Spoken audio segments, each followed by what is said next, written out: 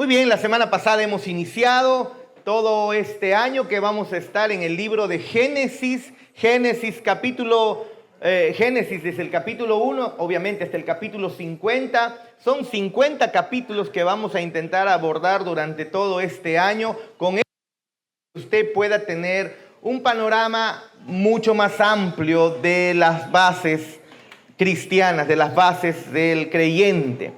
La Biblia comienza con la revelación en Génesis capítulo 1, o Génesis, con el libro de Génesis, y creyente que no conoce Génesis o que no estudia Génesis, que al menos no tiene una noción de cuál es el propósito del libro de Génesis, cómo está ordenado, cuál es el contenido de Génesis, ¿cómo puede entender más adelante, por ejemplo, Apocalipsis? Imagínate, coges un libro de matemática y te vas de frente al último capítulo del libro e intentas entender lo complejo de las ecuaciones, de los problemas que hay ahí, sin haber ido al principio. Es más, incluso cuando hay libros, los libros que todo libro que se escribe siempre tiene una introducción que te prepara al tema que estás viendo, ¿no? Una introducción. Antes incluso del primer capítulo hay una introducción, donde el autor te muestra la necesidad del libro, la necesidad del tema que están tratando, la necesidad de que tú puedas abarcar esos temas o puedas estudiar o puedas leer acerca de ese tema. Y luego recién vienen los capítulos 1 y 2 donde comienzan desde abajo a construir la idea. Si nosotros nos vamos a la última parte o a la mitad del libro, ¿qué vamos a entender? Igual con el libro en la fe funciona de manera semejante, hermanos. No es nada complicado. Tienes que ir a los orígenes. Tienes que ir a la base fundamental, y la base fundamental para nuestra fe se encuentra en Génesis. En Génesis. Y hemos dicho que Génesis, ¿qué significa? Origen o comienzos. Eso es lo que significa. Origen o comienzos o los inicios. Y ahí entonces encontramos nosotros los orígenes del universo, los orígenes de la humanidad, pero el asunto principal no es ver tanto los orígenes de la humanidad o del universo, sino hay un tema principal que se está tejiendo y que atraviesa Génesis, Éxodo, Levítico, Número, Deuteronomio y todo, y así Josué, Jueces, Ruth, y que se va hasta Apocalipsis. Y hay un tema principal, de algo está tratando la Biblia en general, incluyendo Génesis, que nos introduce a ese tema principal. ¿Cuál es el tema principal? Hay un plan de redención en las Escrituras. Hay un plan de redención basado en Jesucristo. Todo apunta a la cruz de Cristo, al sacrificio de Cristo en la cruz por nuestros pecados. Y esos conceptos previos para entender esta hermosa realidad se encuentra en Génesis. Comienza con Génesis. A pesar que nosotros vemos que en los primeros capítulos encontramos, por ejemplo, la creación del universo, que encontramos la caída del hombre, y luego vamos viendo cómo la maldad se multiplica, el diluvio, el pecado en la Torre de Babel. A pesar de que vemos ello, esas historias están mostrándonos algo mucho mayor que solamente esa rebeldía, que solamente el diluvio, cómo es que el mundo fue transformado por este diluvio. Encontramos en esta historia primigenia, encontramos fundamentos hermosos de la revelación de nuestro Dios. Y todo eso hemos visto la semana pasada. Si usted quiere estar al día, tal vez no ha venido la semana pasada, por favor, el hermano Cristian, que es más conocido como producción, él se encarga de grabar los videos y subirlo al YouTube. Usted en el grupo de oración, ahí llegan los links, y usted le hace clic y tranquilamente en su casa puede repasar, porque esto es como un estudio. Agarra su Biblia y va viendo en su casa con más tranquilidad. De repente en el culto algo se te puede pasar, regresas a casa y comienzas a observarlo, a meditar durante la semana. Incluso hasta puedes hacer un devocional con la información de las Escrituras que se te ha dado. Entonces, hemos dicho también que el libro se divide en dos partes. A ver, rápido. A ver, niños. ¿En cuántas partes se divide el libro de Génesis?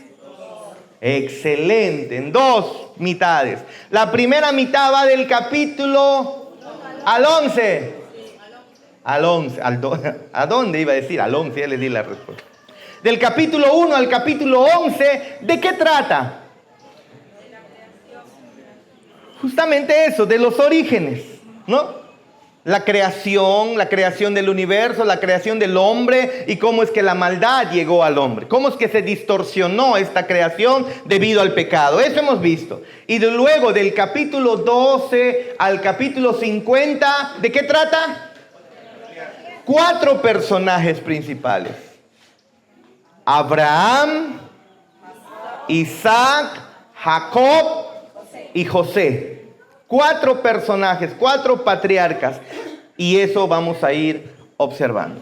Muy bien, quiero que vaya otra vez, por favor, capítulo 1 del libro de Génesis.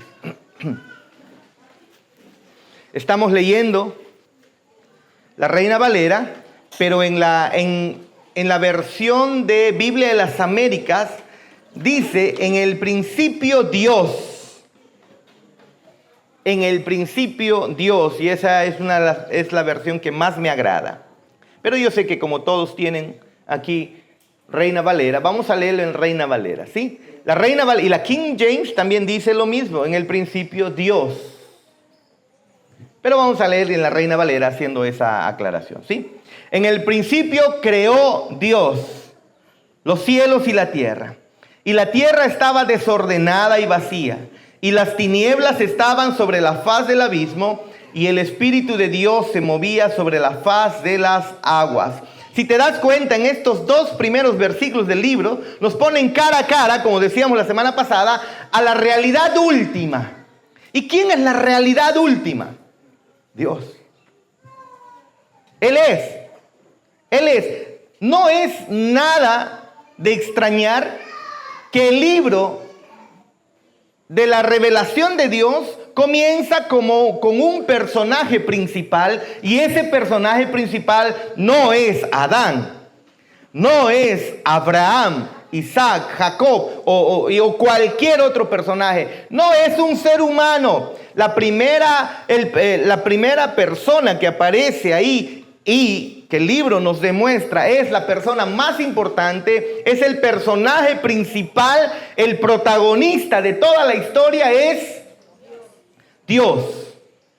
Y si nosotros no captamos esa verdad, nosotros no vamos a entender absolutamente nada. Si no nos damos cuenta que Dios es el personaje principal, que de Dios es que se trata esta historia. La historia de tu vida tiene que ver con Dios, no tiene que ver contigo.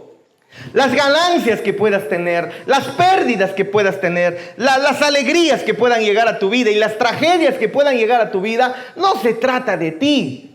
Porque si se trataría de nosotros, estamos perdidos. Imagínense cómo lidiar con los dolores que este mundo nos presenta.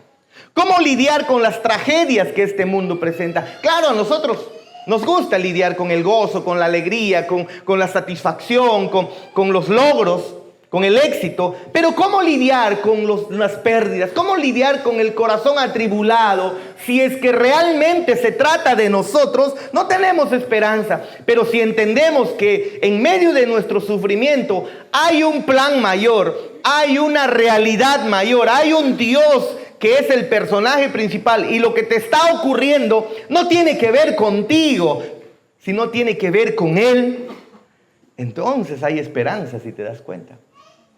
Y ni bien abrimos el libro de Génesis, encontramos que la realidad mayor, la realidad última, el personaje principal de la historia es Dios, no nosotros. Cuando te ofenden y nos ofendemos, estamos nosotros yendo en contra de esta verdad. Porque cuando tú te ofendes, cuando tú te enojas, eres tú quien se está posicionando como el personaje principal de la historia. Cuando te ofenden injustamente y tú quieres reaccionar con lo que piensas que es correcto y justo. En tu defensa, tú estás pensando, a mí nadie me tiene que tratar así, yo me tengo que hacer respetar, a mí no me tienen que ofender. ¡Qué barbaridad! Hermanos, constantemente actuamos así en nuestro día a día, siendo necios, si se dan cuenta. Y cuando hacemos eso, hermanos, lo que estamos haciendo es poniéndonos en el principio Jarvis.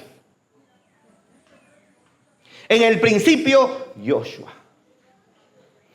En el principio, milagros. Es decir, en vez de poner a Dios en su lugar, Él como personaje principal, Él quien está entretejiendo la historia, Él que está ordenando todo, Él quien está guiándolo todo y todas las circunstancias deben ser hechas para la gloria de su nombre, nosotros nos ponemos en ese lugar, nos entronizamos, nos hacemos dioses.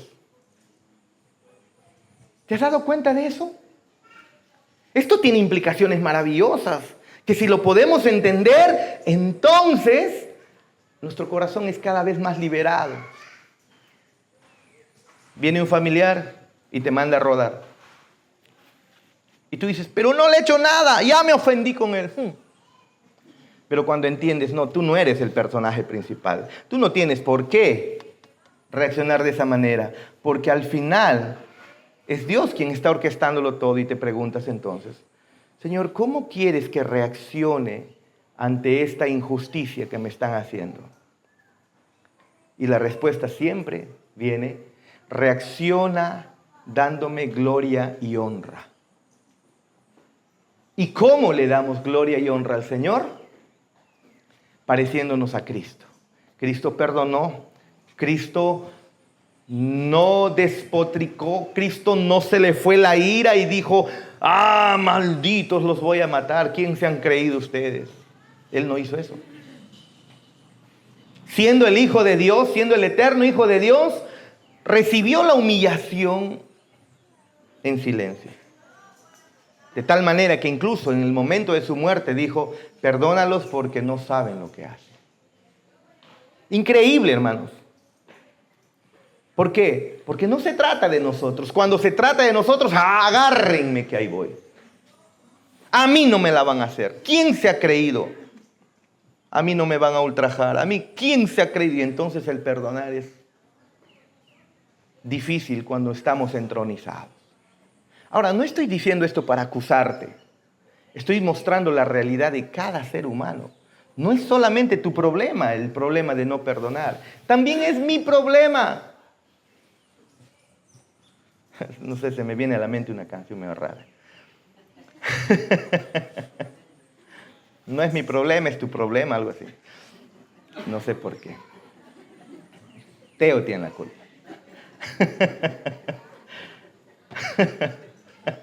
Él también.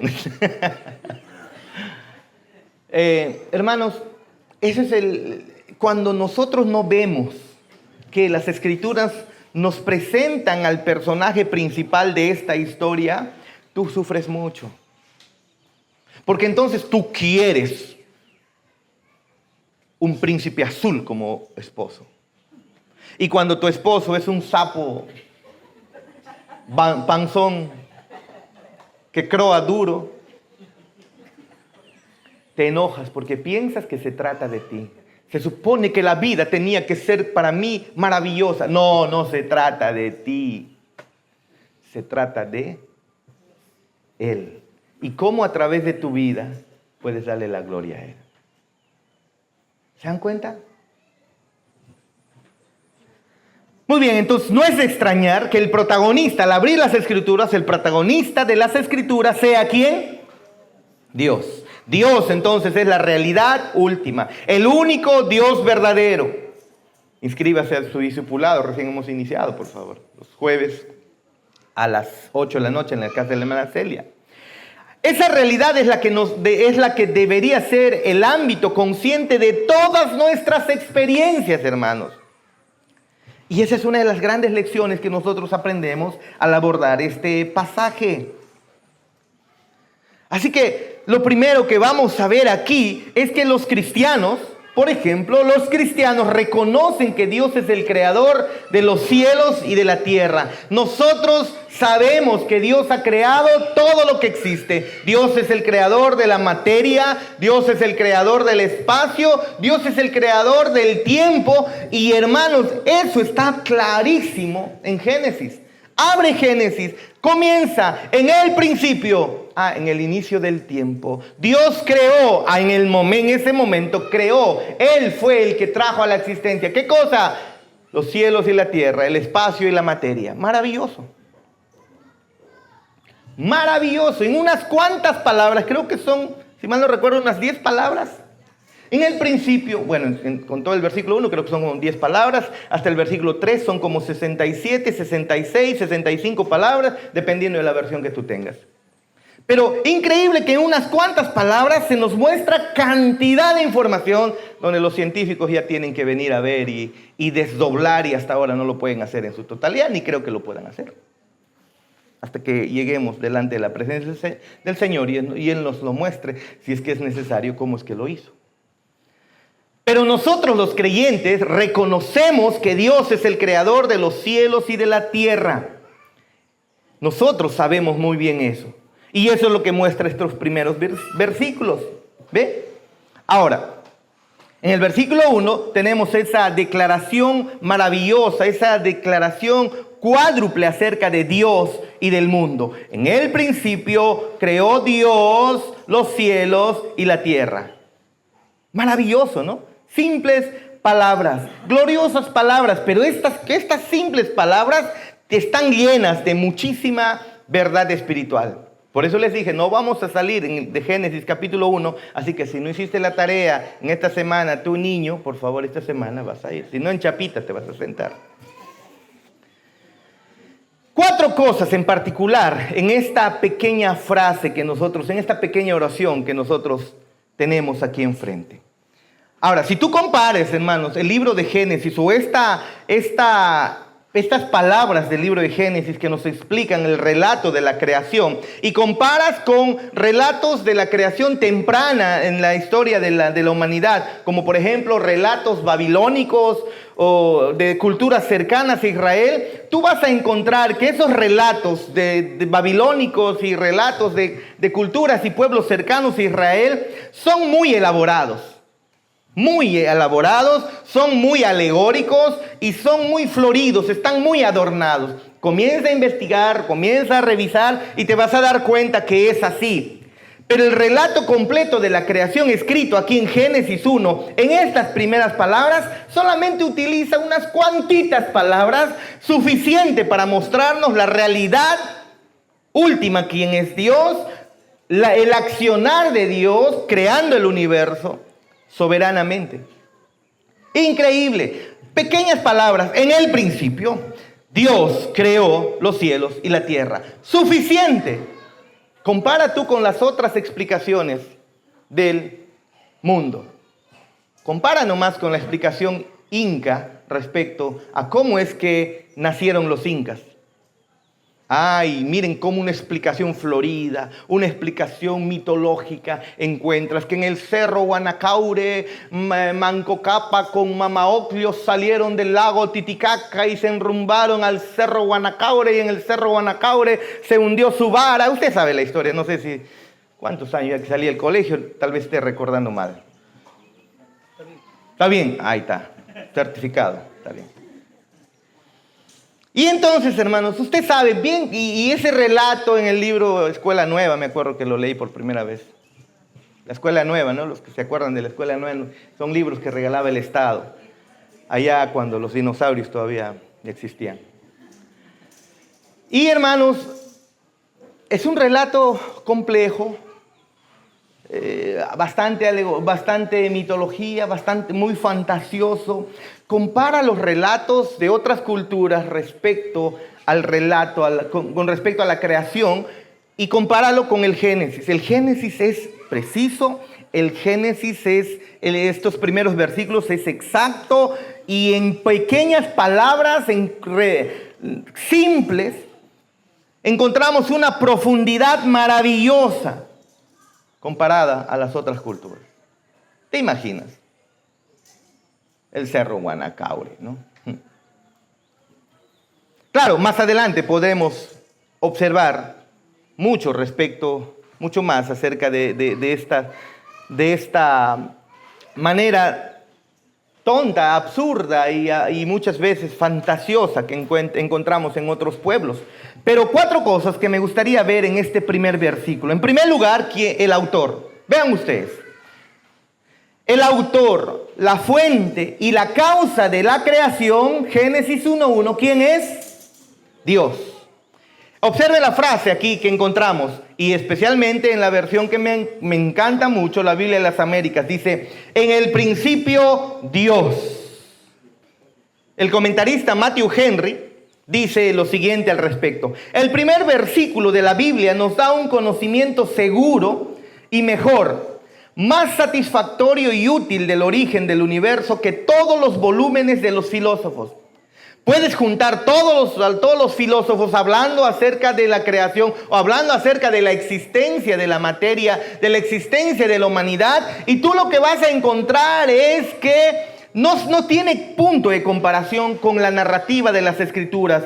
Las Escrituras lo dan de una manera más certera, más satisfactoria y más útil. Y sigue diciendo Matthew Henry, la fe viva de los cristianos humildes entiende que este asunto mejor que la fantasía elevada de las mentes más grandes. En la mitología griega, en la filosofía griega, cómo fue creado el universo, y usted encuentra historias de cómo fue, comenzando con Zeus, el dios de los dioses, dicen ellos. Historias de Zeus respecto a la creación, en fin, cómo es que inició todo. Pero no, compáralo con el Génesis, compárala con el Génesis 1:1, y ni siquiera con todo el Génesis 1:1, sino con este pedacito. En el principio, Dios. Él es el autor de las Escrituras, Él es el autor del universo. No es casualidad que Dios sea el autor, el protagonista de la primera frase de la Biblia. No es casualidad. Porque Dios domina este capítulo, si te das cuenta, en todos los sentidos, y va a dominar todas las Escrituras en todos sus sentidos, así como domina tu vida, y muchas veces quieres negarlo. Como les dije, cada circunstancia orquestado por Dios para su gloria, y aunque no lo entiendas, es para tu bien. Más de 30 veces en otros versículos se repite el nombre de Dios. Y hermanos, y Moisés, quien creemos que es el autor de Génesis, nos deja bien claro una y otra vez que Dios es el centro de este relato registrado aquí en Génesis capítulo 1. Pero el Dios de Génesis es quíntuple en su gloria. Deje esa frase ahí en su mente, por favor, que lo abordaremos más adelante. Veremos ello. Pero si nosotros miramos más adelante, en algunas cosas aprenderemos acerca de Dios. En estos primeros 11 capítulos aprenderemos muchas verdades respecto a Dios y cómo es que Él está haciéndolo todo para su gloria. Pero en este Génesis capítulo 1 está completamente claro que Dios se manifiesta no como una fuerza, como piensan muchos. Hermanos, esto de la metafísica, introducida incluso en el mundo evangélico, sin darse cuenta está llevando a las personas a creer que Dios es una fuerza impersonal. Una fuerza impersonal, que en el universo hay una fuerza impersonal, eso es lo que piensa la metafísica. Una fuerza impersonal con la cual tú puedes hacer conexión y puedes incluso usar esa fuerza impersonal presente en el universo para actuar de acuerdo a lo que tú desees. Por ejemplo, el yoga te lleva a hacer una meditación. ¿No? Te sientas ahí. Cuando visitas Machu Picchu, encuentras en el Intihuatana, en esa piedra que se conoce como el reloj solar de los incas, En el Intihuatana, al lado hay una, no sé, supongo que continúa hasta ahora, una roca plana grande con una plataforma donde las personas se sientan a recibir la energía de Cusco, ¿no? Del ombligo del mundo, porque dicen que Cusco es el centro del mundo, aunque no creo que sea cierto. Pero el centro, el ombligo del mundo es Cusco, dicen, o Cosco. Y por lo tanto hay una energía ahí fluyendo. Y si tú te sientas y meditas, esa energía puede fluir a través de ti. Y entonces cuando sales, tú puedes hacer lo que te da la gana o puedes desear cosas y esas cosas se van a hacer realidad. Porque te has conectado con la energía del universo, por lo tanto ahora sales con mente positiva y con mente positiva tú tienes que decir, mi negocio va a prosperar, mi negocio va a prosperar, mi negocio va a prosperar. Por lo tanto, como estás conectado con la energía positiva del universo, ¿sabes qué pasa con tu negocio? Prospera. Eso se ha metido al mundo evangélico. Y ahora entonces en el mundo evangélico los pastores vienen y te dicen, tienes que declarar lo que no es como si fuera. Por lo tanto, declaro que un esposo viene este año. Declaro que un esposo viene este año. Declaro que un esposo viene este año. Declaro que este año se pagan mis deudas. Declaro que mis deudas son pagadas. Claro, tienen la conexión, tiene el principio de que tú te conectas con la fuerza del universo. Y entonces tú solamente al alinearte hablas cosas. Y entonces el universo, como estás cargado positivamente, va a ocurrir lo que tú estás diciendo positivamente. Entonces se toma a Dios ¿como qué? Como una fuerza a la cual tú puedes manipular. ¿Estás enfermo? Declara sanidad sobre tu vida. Ni siquiera se te dice, pídele al Señor que te sane y si no te sana, esté contento como el apóstol Pablo. No te dicen eso. Tienes que sí o sí sanarte y declara sanidad. Declaro sanidad en el nombre de Jesús y usan a Dios. Declaro sanidad, me sano y comienzan a temblar incluso. No. Están viendo a Dios como una fuerza impersonal. Pero encontramos en el libro de Génesis que Dios es personal. Y es lo que vamos a aprender en el Discipulado 1 incluso. Dios es personal. Eso es lo primero que vemos acerca del autor de Génesis. Dios no es un ello. Dios no es un aquello. Dios, Él es un tú. Es un Él. No es un ello, no es un aquello. No es alguien impersonal o algo impersonal. No es una fuerza. No sé si Teo me puede ayudar con esto, pero la electricidad es una fuerza, creo. Una fuerza que tú lo puedes canalizar. Y mira, lo hemos canalizado para que se prendan esas lucecitas. Cortas y no va a haber luces prendidas. Cortas esa conexión, cortas un cable y ya no fluye la fuerza. Y toman a Dios como ello. Una fuerza a la cual puedes conectarte y beneficiarte de Él. Pero no, eso no muestra Génesis. Génesis no nos está mostrando que Dios es una fuerza. Génesis nos está mostrando que Dios es personal. ¿Qué significa? Es persona. Ahora, no te digo una persona porque ya sabemos que son 3 personas. No te vamos a romper la cabeza todavía. Ve al discipulado, ahí vamos a tener tiempo de analizar ello. Pero Dios es personal. La manera de decir que Dios es 3 personas, si decimos Dios es una persona, estamos en herejía. Dios es 3 personas, por lo tanto decimos Dios es personal. Es decir, hay 3 personas ahí. Eso es lo primero que nosotros encontramos, que Dios es personal. Y esto, hermanos, es importantísimo en estos días. ¿Por qué? Yo no sé si usted ha escuchado de este personaje llamado Carl Sagan. Un profesor de Harvard, estudió en Harvard, después creo que a otras universidades, pero habló del cosmos, habló del origen, del inicio del universo, o ni siquiera del inicio. Él no creía, creo que en un inicio, él pensaba en una realidad eterna, pero él dice lo siguiente respecto al universo. Ya falleció en el año 96, en el año 96 aproximadamente. Sí, en el año 96 falleció él. Él dijo lo siguiente, escuchen, un agnóstico. Dijo lo siguiente, al final murió como agnóstico porque en realidad era un ateo. Él dijo lo siguiente: el cosmos es todo lo que hay. El cosmos es todo lo que había y el cosmos es todo lo que habrá. Miren ustedes eso, escuchen. El cosmos es todo lo que hay.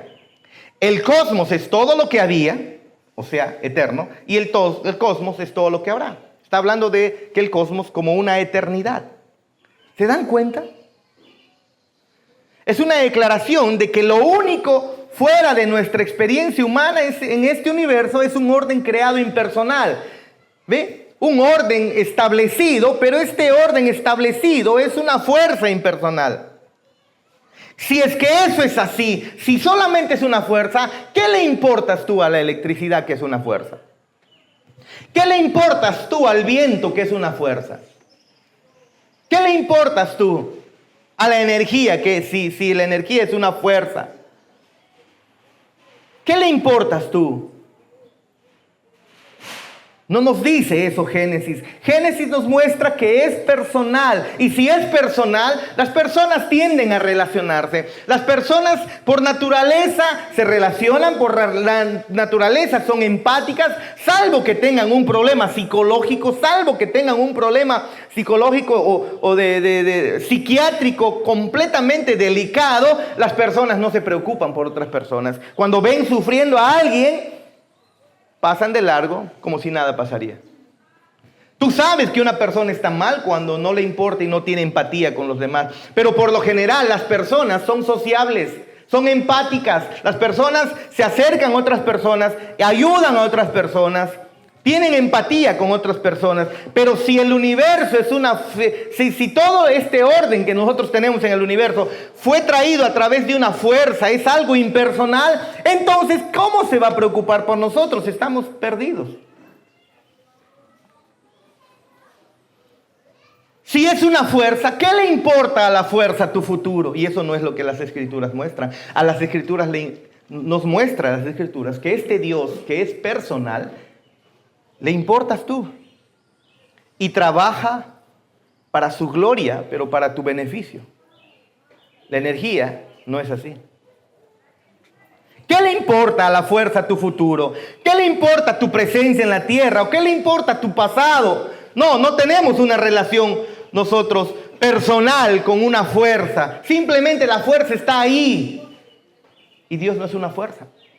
Los testigos de Jehová dicen que el Espíritu Santo es una fuerza, que no es Dios. Pues es una herejía, porque el Espíritu Santo también es una persona.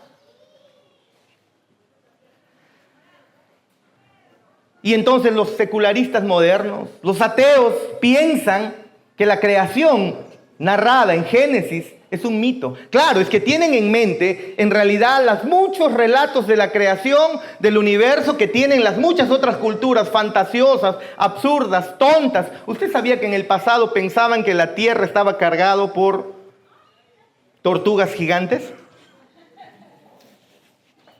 En el primer año, en el año 92, cuando estuve en el colegio, en el Gómez Arias Dávila, primero B, entró la profecía de historia y nos comenzó a contar la historia universal en el proceso americano y mundial se llamaba el curso, largote.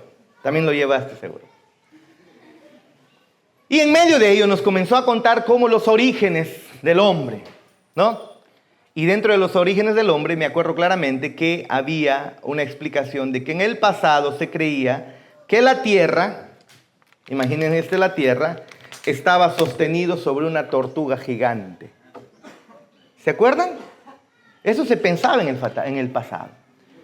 Entonces me acuerdo claramente que cuando la profesora dijo, ustedes, algunos saben su nombre, ¿no? Sinjantropo, decía la profesora, ¿no? Y ella se acuerda porque siempre estaba ahí la profesora con su vocecita, ¿no?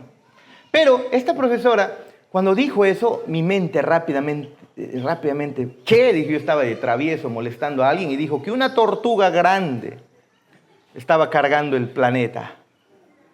Y yo dije, ¿y quién cargaba esa tortuga?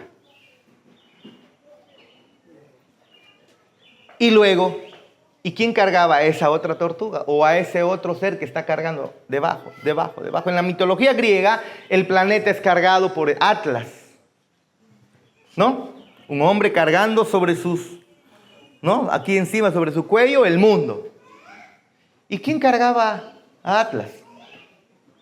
Claro, lastimosamente, en medio de la fantasía y la mitología, rápidamente aquellos que buscan rechazar a Dios ven esas explicaciones de la creación y entonces piensan, o de la existencia del cosmos, y piensan entonces que también relacionan el relato de Génesis como una mitología. Pero no es así.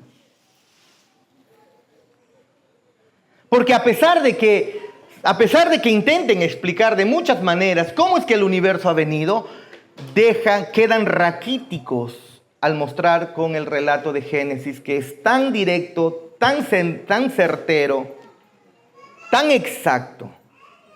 Este universo fue creado por un ser personal. ¿Quién es Dios? Eso es importante que entiendas, por favor. Un ser personal, no una fuerza. Este universo no está gobernado por una fuerza que lleva a cabo las cosas al azar, sin un orden, sin un propósito. El solo hecho de ver cómo las plantas crecen. Mientras íbamos a Lima veíamos plantaciones de girasoles, ¿no? Y usted sabe cómo es que los girasoles reaccionan a la luz solar, ¿no? El girasol gira en la mañana apuntando hacia el sol. Cuando sale el sol y conforme va avanzando el día, el girasol se va moviendo. Y para la tarde lo encuentras mirando para el otro lado. Para que pueda ocurrir esos procesos ahí fisiológicos en la planta, hay procesos químicos, biológicos, físicos, maravillosos, hasta matemáticos, con un orden maravilloso de reaccionar, de ser fotosensibles, por ejemplo. Y pensar que solo eso es producto del azar, que una fuerza impersonal, que la casualidad al final logró todo este orden maravilloso, hermanos. ¿Usted escuchó eso? Para que pueda escuchar ese simple sonido, están ocurriendo cosas increíbles que si no se dan, reacciones, hermanos, tan pequeñas, reacciones milimétricas diseñadas de tal manera que si no se da, cientos de reacciones, que si no se da una de ellas, tú no puedes escuchar. Eso muestra un orden maravilloso y el orden no viene producto de una fuerza impersonal, viene producto de una inteligencia superior y nosotros sabemos que esa inteligencia superior es Dios. No es una fuerza impersonal. Usted sabe muy bien qué es lo que significa tratar con personas impersonales, es decir, personas tocadas psicológicamente, personas tocadas psiquiátricamente. Es un problema, es difícil. ¿Puede imaginarte usted intentar relacionarse con el universo como una fuerza impersonal a quien no le importas absolutamente nada? No, Génesis nos dice, Dios es un Dios personal. Está ahí como persona y como persona le importas. Y como persona quiere relacionarse contigo. Y como persona tiene planes, tiene voluntad, tiene propósitos. Y esos propósitos, al ser un Dios maravilloso y sabio, después de haber creado todo el universo, lo que nos invita a hacer es confía en esos propósitos. Confía en mí, el Dios del universo. Porque si la única manera de relacionarse con el universo es a través de pensar que fue diseñado, vino a la existencia de manera impersonal, entonces estamos en problemas muy serios. Porque si somos producto de la casualidad, si solamente somos producto de la evolución al azar, entonces así como el león se come a una cría, a otro león y no le pasa absolutamente nada, después de comérselo, después de matarlo, al rato está tranquilo, disfrutando del sol, entonces tú y yo también no tiene ningún problema que vayamos y matemos al prójimo. ¿Qué diferencia hay? Si solamente somos producto de la evolución. ¿Quién determina qué es lo bueno? ¿Quién determina qué es lo malo? Nadie. Y justamente a eso está caminando el mundo, con el ateísmo. Sacas a Dios y sacas la moralidad. Sacas a Dios y sacas el estándar de moralidad. Y una vez que sacas el estándar de la moralidad, por ejemplo, ahora un varón puede acostarse con otro varón. Dios no lo diseñó así. Pero si somos producto de la evolución, ¿por qué está mal que un varón se acueste con otro varón? Que una mujer se acueste con una mujer. Que un adulto esté con un niño de 5 años, de 3 años. Eso en otros países se está normalizando. En el pasado era considerado pedofilia y era completamente censurado. En estos últimos tiempos, la pedofilia está siendo vista como una opción sexual, nada más. El que un hombre de 50 años pueda acostarse con un niño de 5 años es algo que ya no está siendo condenado en algunos lugares, sino que solamente, no, es que es su opción, tú no puedes juzgar su opción. Claro, porque no ves que somos producto de la evolución y entonces hasta nuestros sentimientos y emociones evolucionan. No hay un estándar de moralidad porque este universo vino a la existencia de manera impersonal, entonces puedes hacer lo que te da la gana. Si te gusta tener relaciones con un animal, ¿qué problema hay? Te dicen. Porque es producto de la evolución.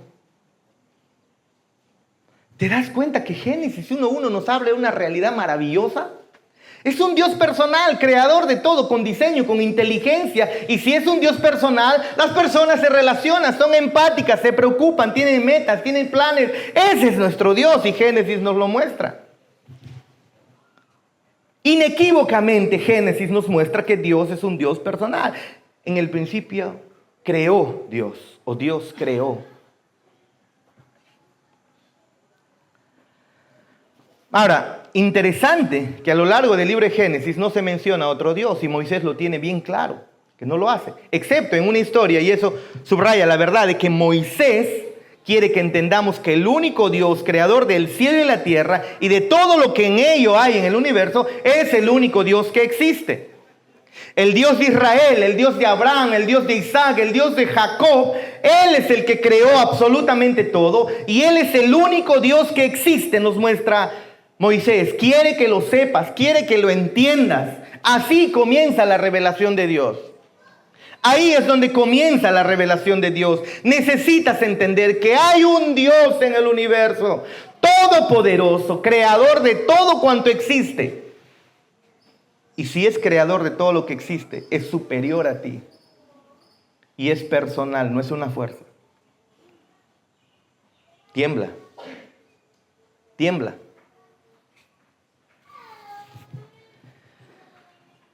La única vez en donde Moisés muestra otros dioses, ¿se acuerdan? Es cuando Jacob escapa de Labán, ahí en Génesis. Usted ya va a llegar a esa historia cuando llegue del capítulo 11 en adelante. Usted se va a dar cuenta cómo es que Jacob escapa de Labán y luego Labán lo persigue. ¿Saben por qué Labán lo persigue?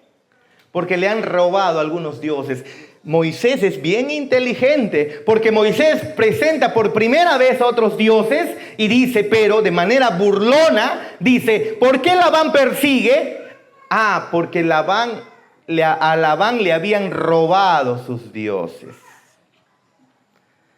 Increíble, Moisés no escribió por las puras. La única vez que menciona a otros dioses en la Biblia y lo que le sucedió es cuando le fueron robados. Ahora, el Dios soberano del universo, del cual habla Moisés en Génesis 1:1, no podría ser robado.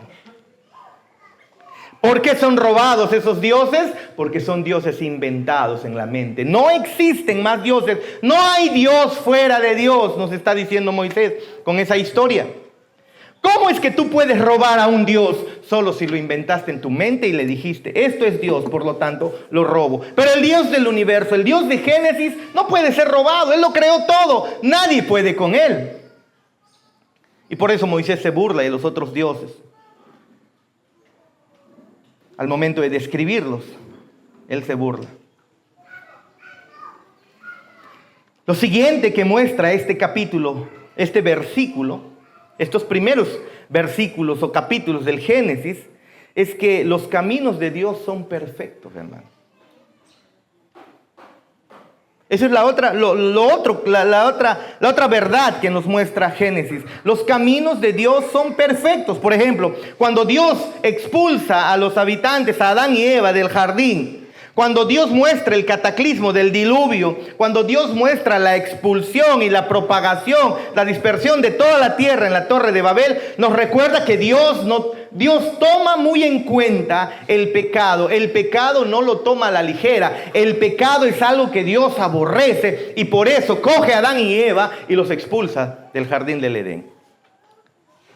Produce el diluvio y lo produce porque Dios está enojado contra el pecador todos los días, detesta la maldad. No es una fuerza, ¿te das cuenta? Si fuera una fuerza, ¿qué le importa a la fuerza el pecado? ¿Qué le importa a la fuerza lo que tú hagas? Pero no, el Dios de las Escrituras reacciona al pecado, toma muy en serio el pecado, no lo toma a la ligera. Dios no puede soportar la presencia del pecado y Dios trae juicio en contra del pecado. Eso es lo que nos muestra los primeros capítulos de Génesis. Pero maravillosamente, a pesar de que Dios no tolera el pecado y que actúa de manera drástica en contra del pecador, a pesar de ello, el libro de Génesis nos muestra que Dios constantemente, juntamente con su justicia, juntamente con su juicio, Dios está trayendo y mostrando su gracia y su misericordia. Eso no hace una fuerza. Eso solamente lo puede hacer una persona o cuando alguien es personal. En el juicio contra Adán y Eva vemos que la promesa y la gracia están ahí. En medio del juicio que Dios está dándole a Adán y Eva, oculto, no tan visible, pero sí está ahí, vemos que su gracia está brillando. Y conforme avanzamos los capítulos, vemos que ese brillo se hace más grande. La palabra con la cual condena a la mujer, incluso ese juicio que Dios trae contra la mujer y le dice, tú ahora darás a luz con dolor y entonces tu simiente, la simiente de la serpiente morderá en el calcañar a tu simiente, pero tu simiente incluso le dará un golpe mortal en la cabeza. Cuando dice eso, en medio de eso está presente la promesa del Evangelio. A pesar del juicio de Dios, está mostrando misericordia. Eso no lo hace una fuerza impersonal. En el mismo diluvio que nuestro Dios muestra a partir del capítulo 7, si mal no recuerdo, 6, 7, que muestra en contra del pecado, del orden creado, nosotros vemos que luego Dios preserva a una familia mostrando misericordia. Dios ha puesto su amor. No es una fuerza, es personal. Incluso después de la dispersión de Babel, cuando ellos están queriendo construirse un nombre y llegar a hacerse un nombre grande, dejando de lado a Dios, en medio de ello, cuando Dios los dispersa, llegamos al momento en el que Dios llama a un personaje de Ur de los Caldeos, un pagano, y a ese pagano lo llama misericordiosamente, con su gracia, con su misericordia, y lo llama para que sea la cabeza de su pueblo escogido. Eso no hace una fuerza. Eso no es azar.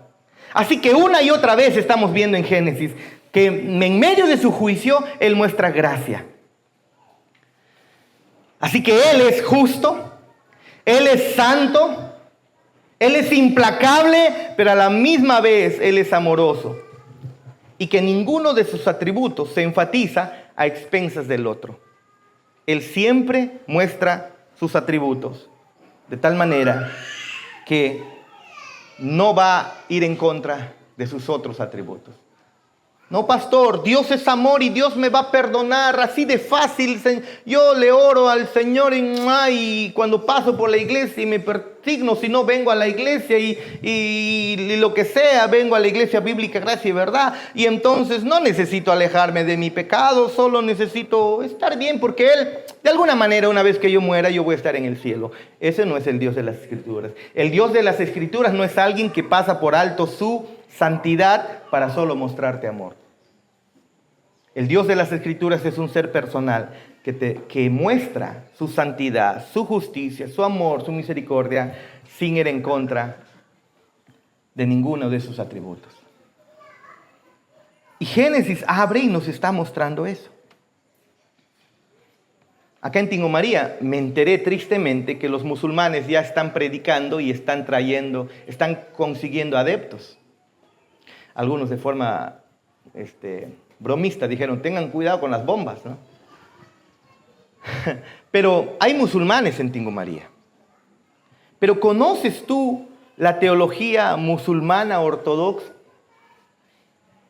Hermanos, es un Dios santo, es un Dios soberano, pero es un Dios distante. No es un Dios amoroso. El Dios musulmán no es un Dios amoroso. Escuché que una de las musulmanas de Tingo María dijo, nosotros como mujeres no tenemos valor. Ese no es el Dios de las Escrituras. El Dios de las Escrituras no es alguien falto de amor. Es un Dios santo. El de los musulmanes es un Dios santo, dicen. Es un Dios soberano, pero alejado de su creación y al final no es un Dios amoroso. Ese no es el Dios de las Escrituras. El Dios de las Escrituras es un Dios lleno de amor, lleno de misericordia, santo, justo, que está interesado en ti. Muy interesado en ti. Ese es el Dios que adoramos. Todopoderoso y soberano, pero grande en misericordia y con poder para salvar. Quedémonos ahí, pongamos de pie para terminar.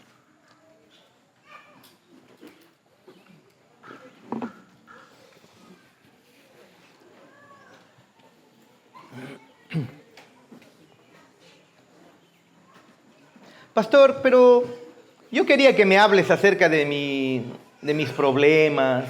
Yo quería que me hables acerca de, no sé, me voy a casar, no me voy a casar. Voy a tener hijos, no voy a tener hijos. Quiero que me hables a ver si Dios me puede ayudar en mi negocio. Déjame decirte que lo que necesitas es entender que la realidad última es Dios, quien ha creado todo el universo y es personal. Es decir, se acerca a ti para tener una comunión con Él como lo hacen las personas. Las personas buscan relacionarse con personas y Dios te creó como persona. No te creó para que vivas lejos de su comunión. Te creó para que vivas en comunión con Él. Y eso es maravilloso. ¿Dios que oramos? Y eso es maravilloso. Eso es precioso. Llámenla a Joy, por favor. Joshua, llámela a Joy. Eso es maravilloso. Un Dios lleno de misericordia, un Dios lleno de bondad. Y ese Dios de bondad quiere tener comunión contigo. Si nosotros negamos ello, ¿te has dado cuenta cómo el corazón sufre? No hay propósito, no hay sentido. Las cosas que te pasan, entonces, estás a la deriva. Te pasan por las puras. Pero si realmente hay un Dios personal, es un Dios que todo lo orquesta con propósitos. Y lo que te está ocurriendo tiene propósitos. Conócelo, búscalo. Toma la decisión de buscarlo, aferrarte a Él, tener comunión con Él, arrepintiéndote de tus pecados, tomando la decisión de caminar para Él, y entonces conocerás sus propósitos, que son más altos que los nuestros.